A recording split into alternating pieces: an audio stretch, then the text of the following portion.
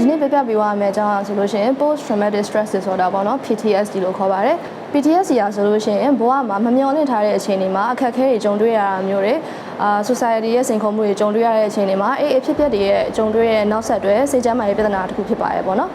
ဥပမာအဖြစ်သဘာဝဘေးရန်တွေဖြစ်တဲ့မီးလောင်တာရေကြီးတာငလင်လှုပ်တာအဲ့ဒါတွေကြောင့်လည်းဖြစ်နိုင်ပါတယ်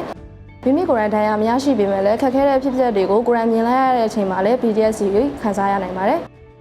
အဲ့တော့ PTSD နဲ့ရင်ဆိုင်ရတဲ့အချိန်မှာဘယ်လိုရင်ဆိုင်မလဲပေါ့နော်နံပါတ်1 grounding exercise တွေလုပ်လို့ရတယ်နံပါတ်2မှာဆိုလို့ရှိရင် relaxation techniques တွေဖြစ်တဲ့အသက်ရှူလေ့ကျင့်ခန်းတွေလုပ်တာမျိုးတွေ meditation လုပ်တာမျိုးတွေအထောက်အကူပြုရပေါ့နော်နောက်တစ်ခုကဆိုလို့ရှိရင် physical activity exercise လုပ်တာမျိုးတွေ yoga လုပ်တယ်ဆိုတာလည်း stress ကိုလျော့နေစေပါတယ်နံပါတ်4အချက်ကဆိုလို့ရှိရင်တော့ connection ပေါ့နော်မိမိရဲ့မိသားစုတငယ်ချင်းဒါမှမဟုတ်လို့ရှိရင်ကိုယ်နဲ့အတူတူခံစားနေရတဲ့လူတွေနဲ့စကားဖလှယ်ရတာဆိုလို့ရှိရင်လည်းစိတ်သက်သာရစေပါတယ်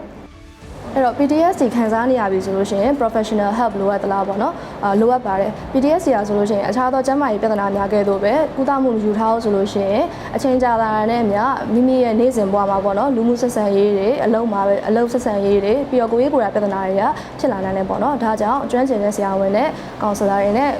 တွေးဆုံပြီးတော့စကားပြောခြင်းဖြင့်ကုသမှုရယူသင့်ပါတယ်ကျွန်မနာမည်ကတော့ Dr. Stephanie ဖြစ်ပါတယ်ရှင်